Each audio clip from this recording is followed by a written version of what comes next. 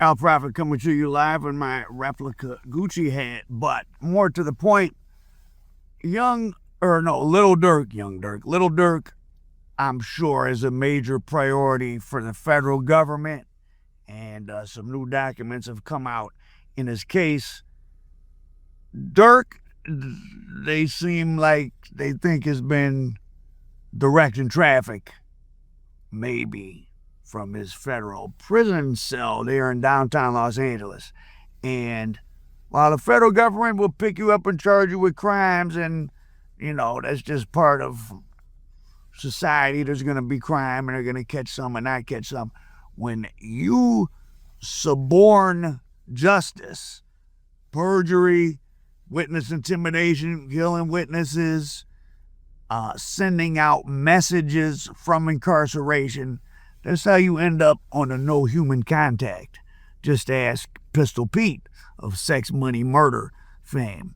Now, in reading the recent document about Durk being caught referencing him being caught with the Apple Watch in August, so he had an Apple Watch in the federal lockup. Now, nowhere in the document did it mention that, it must have been a guard that gave it to him, you would think. Well, I was going to say, or a lawyer, but they would get searched so much coming back from a legal visit. I can only imagine a guard brought it to him in his cell, and he tried to destroy it. He cracked it.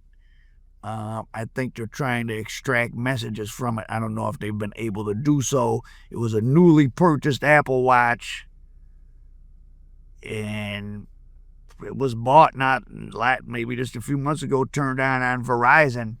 And remember, there's been homicides since he's been in. The guy, Duke, was just gunned down at the bar in Chicago. And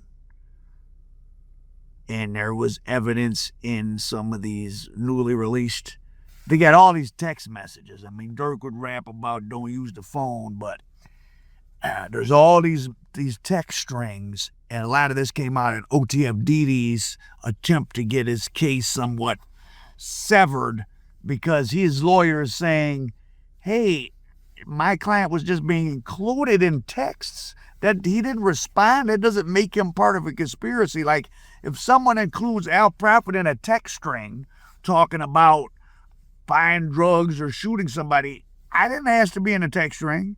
That does not make me any part of it. If I don't respond, that doesn't make me a part of it. And that's what Didi's lawyer is saying. I don't think OTF Didi is the informant. I think that's been shown. But there is a PW-1 witness. What does the P stand for? Possible witness? Testifying. Well, anyways, they got somebody from the inside. Now, remember, anything coming out of Chicago, connected to Chicago, the remnant of these big gang organizations, the federal government is not going to play around with. When I would be in Chicago and I did interviews in Chicago and meet with people, they really wouldn't even, guys who I knew were like, some type of ranking or used to be in different groups, they won't even say, they don't say Gangster Disciples out loud or Vice Lord, because those are like, it's like more like the Gambino crime family. Like, it exists as a criminal entity. Per the federal government's treatment of them, as opposed to you can be a Blood or a Crip and not commit any crimes. It really, Bloods and Crips don't exist. Those are street gangs. They don't exist to commit crimes. Whereas, according to the federal government, like the GDs and BDs are criminal organizations.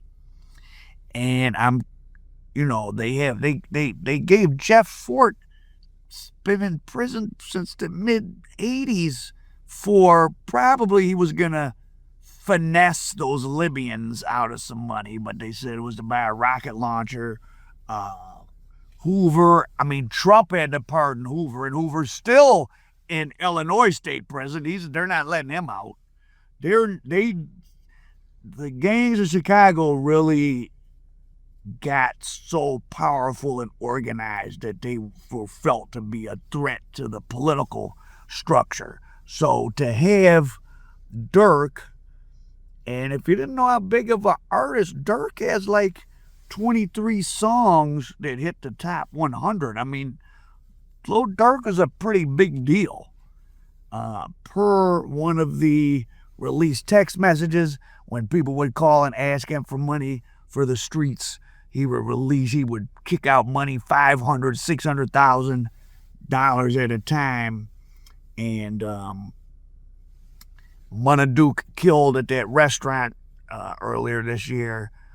There was some text strings with one of the other OTF, or with several of the OTF guys. I think Didi was on a text string, and this is one of the ones who doesn't want to be included in, saying basically, well, this is all the bloggers are saying, oh, Durk wanted people to slide on Duke, but these bloggers now are in the quest for views, seem like they're really stretching what the meaning of stuff is. It was kind of unclear, like, why aren't they, I'm ready to pipe up. That could just be saying, why aren't you guys sliding? I'm ready to slide. And then, Booney Mo said, it's a green light.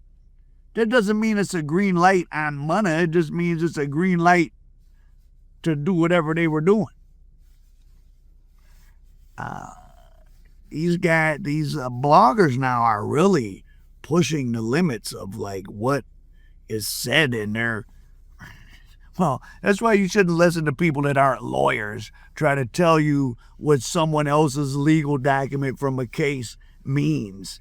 First of all, it hasn't been adjudicated in a court what any of this stuff means. And then even when they look back at other people's case, oh, this one told they got one document. How's somebody that barely graduated high school, much less isn't a lawyer, going to tell you what went on in a case that might have boxes of documents, because they all do, and they got one page of it? But of course, they're just trying to get views. We all know that. But some of you want to know the real deal. I think the federal government is taking the case against Durk as a real priority. Durk's father did 25 years for a big crack cocaine distribution. They tried to get Durk's father to turn on Larry Hoover. Now, I don't know if he even could have. He may not have been interacting with Larry Hoover in a way that would have even allowed him to do that. But either way, he didn't. And he did 25 years. He became a religious leader inside. Durk has now taken on that same persona. He has a name, Mustafa something. Durk may be resigning himself to being in some type of leadership position. He saw his father get a life term and come home in 25 years. Durk's had a long time. We probably had a good 12 years of being popular to, ever increasing degree. Maybe mentally he thinks, well, I can go. Especially now we've seen Meech and Terry, who you would have thought when they went away in 2005 was kind of like, oh, well, that's the last you'll see of them. But here they are, and they don't even look that much different than when they left. People are like aging slower these days. But Durk, but Durk's real problem, or what makes it, I can tell that they're beyond the fact he's connected to these gangs that they were afraid of, or these organizations. In this document they just released talking about the Apple Watch, what it is they want to impanel an anonymous jury, which is bad, right? There's all the anonymous juries, so they referenced the cases, the precedent cases in federal criminal trials that did have anonymous juries impaneled. Some case, some big thing with the 8-tray Hoover Crips, some drug murder thing, the Rayful Edmond case, what was another infamous? Oh, Chirac, Guero Chirac, which is one of the big Mexican mafia leaders, had a case in the early 2000s. And Lee Baca, ironically, Lee Baca was the LA County Sheriff. And when the FBI was coming to, this happened not that long ago, the FBI was investigating illegalities by the LA County, Sheriff's Division and at the jail. And this idiot Baca, like his underlings were like intimidating the FBI and like threatening the FBI. So FBI does not play with witness intimidation. So these are all cases. So they're asking for an anonymous jury on Durk. That's why this document has been released, and that's never good. Again, they referenced multiple precedent cases, a case against the LA sheriff, case against a Mexican mafia member, Rayful Edmond, some big LA Hoover Crip gang case, or Hoover 8-trays. There was some other famous. They were all like the names in every case was like, oh, that was a big deal. That was a big deal.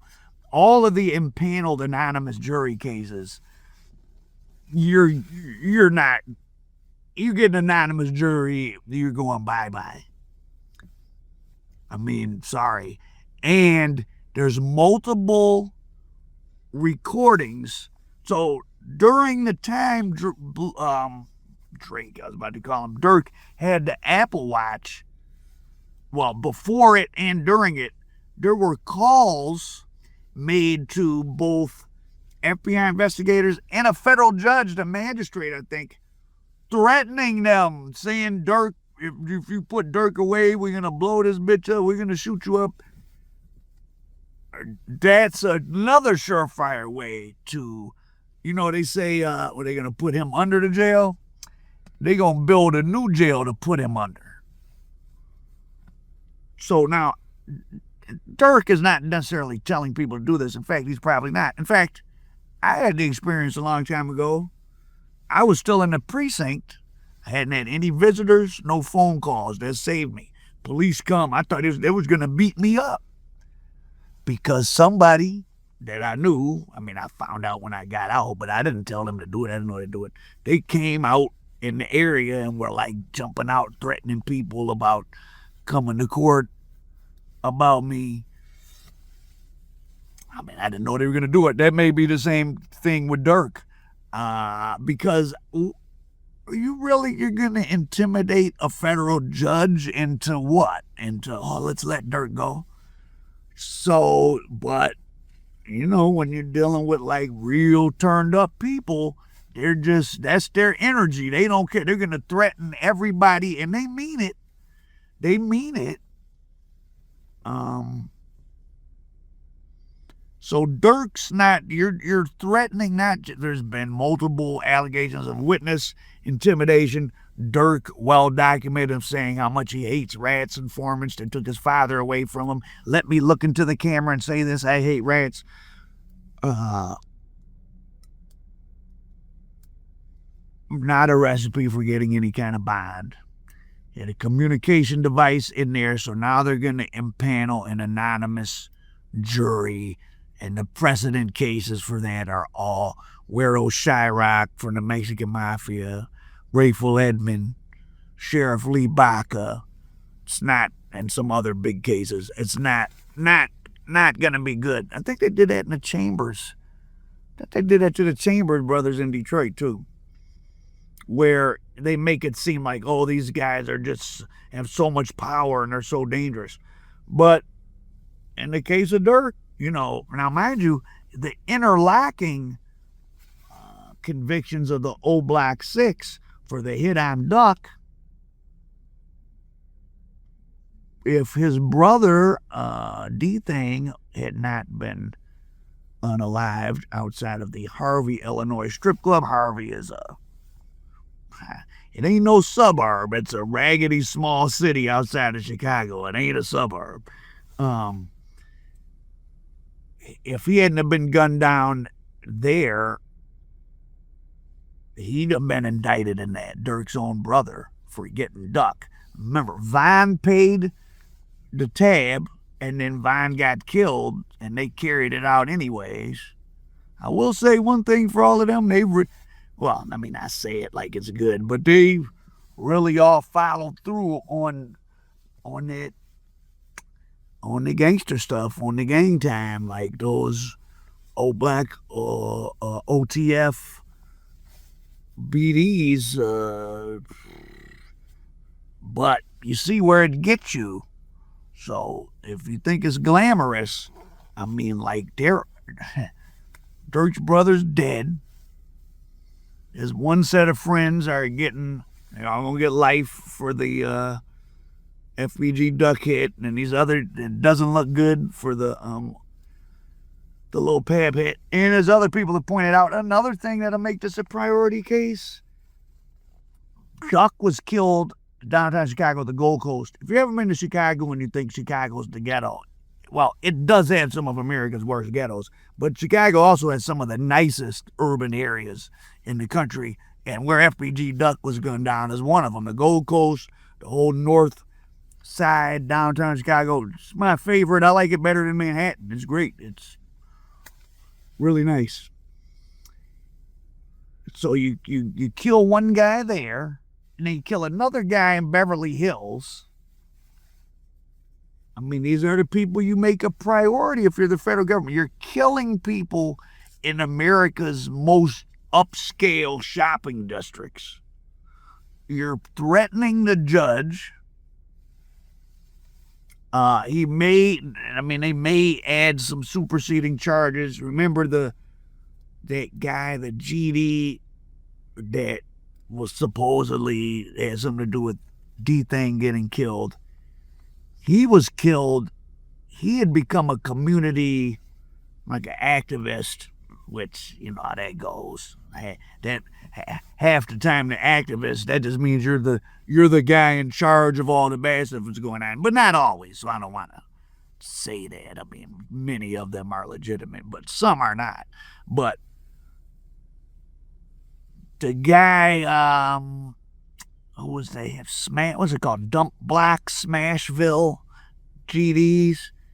The one that they thought killed D-Thing. He was killed at 4 p.m. at like a non-profit location. So again, you're really, you're supposed to keep the killing in the ghetto.